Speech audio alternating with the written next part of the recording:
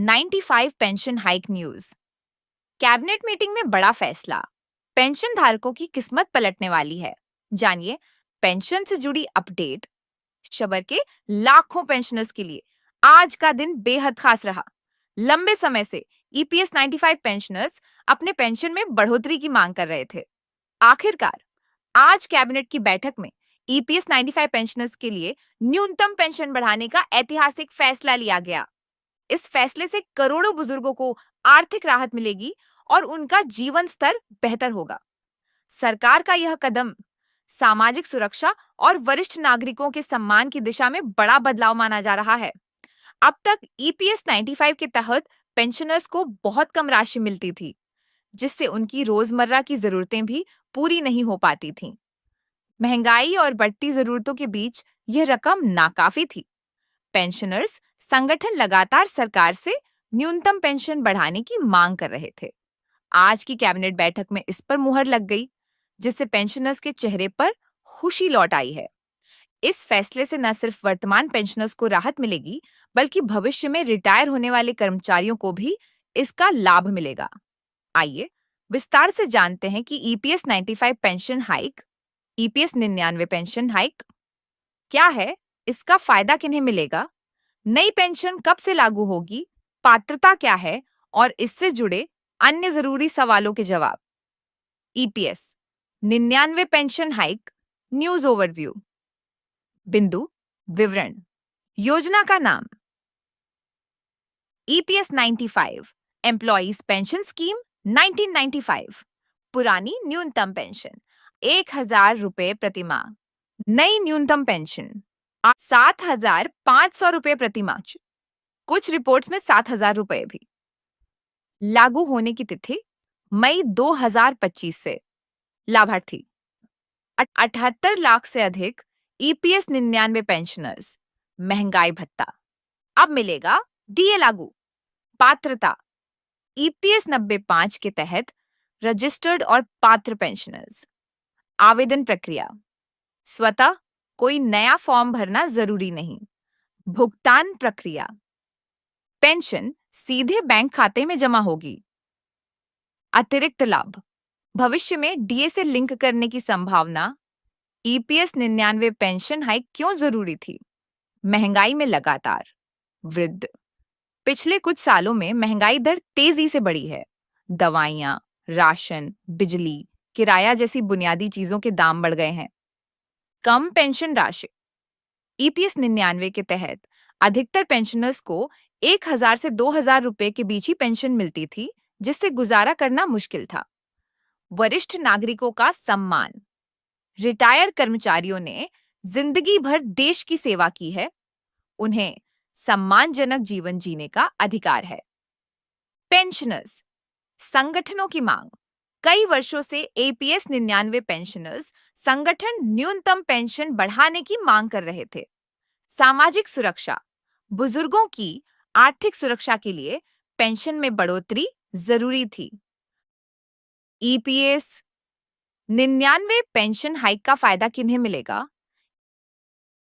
EPS 99 के तहत registered सभी पेंशनर्स जिनकी न्यूनतम पेंशन 1,000 रुपए या उससे कम थी। नए और पुराने दोनों तरह के पेंशनर्स, विधवा, विकलांग और परिवार पेंशन के लाभार्थी। कोई नया आवेदन या फॉर्म भरने की जरूरत नहीं। ईपीएफओ खुद ही पेंशन राशि अपडेट करेगा। ईपीएस 99 पेंशन हाइक कब से लागू होगी? नई पेंशन मई 2025 से लागू होगी। पेंशनर्स को मई 2025 से बढ़ी हुई राशि मिलेगी। अगर फैसला और लागू होने की तारीख के बीच कोई बकाया अरियर्स बनता है, तो उसकी भी अदायगी की जाएगी। ईपीएफओ ने सभी रीजनल ऑफिस को समय पर भुगतान सुनिश्चित करने के निर्देश दिए हैं। ईपीएस 99 पेंशन हाइक से जुड़ी मुख्य बातें। न्यूनतम पेंशन 7,500 रुपये प्रति माह। कुछ रिपोर्ट्स में 7,000 रुपये भी। महंगाई भत्ता डीए भी मिलेगा। करीब 78 लाख पेंशनर्स को सीधा फायदा। कोई नया आवेदन नहीं, ईपीएफओ खुद अपडेट करेगा। मई 2025 से लागू। भविष्य में पेंशन को डीए से लिंक करने की संभावना। ईपीएस 99 पेंशन हाइक के लिए पात्रता। कर्मचारी की सेवा न्यूनतम 10 साल होनी चाहिए। रिटायरमेंट की उम्र कम से कम 58 वर्ष होनी चाहिए। ईपीएस 90 पंचम स्कीम के तहत रजिस्टर्ड होना जरूरी। परिवार पेंशन, विधवा पेंशन, विकलांग पेंशन के लाभार्थी भी पात्र। ईपीएस 99 पेंशन हाइक का असर। बुजुर्गों की आर्थिक स्थिति मजबूत होगी। रोजमर्रा की जरूरतें पूरी करने में आसानी। स्वास्थ्य, दवाइयों और अन्य खर्चों में राहत। सामाजिक सुरक्षा में सुधार। कर्मचारियों का मनोबल बढ़ेगा। ईपीएस 99 पेंशन हाइक के प्रकार। वृद्धावस्था पेंशन, रिटायरमेंट के बाद मासिक पेंशन। विधवा पेंशन, सदस्य की मृत्यु के बाद पत्नी को पेंशन। परिवार पेंशन, सदस्य की मृत्यु के बाद परिवार को पेंशन। विकलांग पेंशन, कर्मचारी के विकलांग होने पर पेंशन।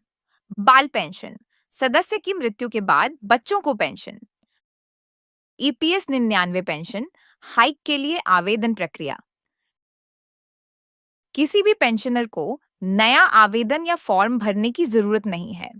ईपीएफओ खुद ही सभी पात्र पेंशनर्स की पेंशन राशि बढ़ाकर बैंक खाते में जमा करेगा। पेंशनर्स को मई 2025 से अपने बैंक खाते में बढ़ी हुई पेंशन दिखेगी। ईपीएफओ की वेबसाइट या बैंक से पेंशन स्टेटमेंट चेक कर सकते हैं। ईपीएस 99 पेंशन हाइक से जुड़े नियम और शर्तें।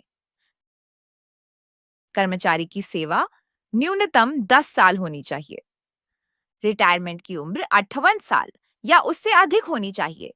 ईपीएस 90 पंचम स्कीम के तहत सदस्यता जरूरी। पेंशन राशि कर्मचारी के वेतन और सेवा अवधि पर निर्भर करती है। भविष्य की संभावनाएं।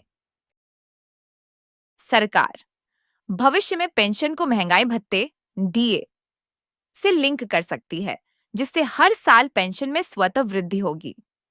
पेंशनर्स संगठन लगातार अन्य सुविधाओं की भी मांग कर रहे हैं।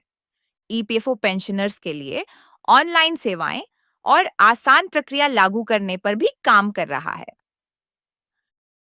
ईपीएस 99 पेंशन हाइक का महत्व। बुजुर्गों को सम्मानजनक जीवन। सामाजिक सुरक्षा का मजबूत होना। कर्मचारियों का मनोबल बढ़ना। सरकार की सामाजिक जिम्मेदारी का निर्वहन।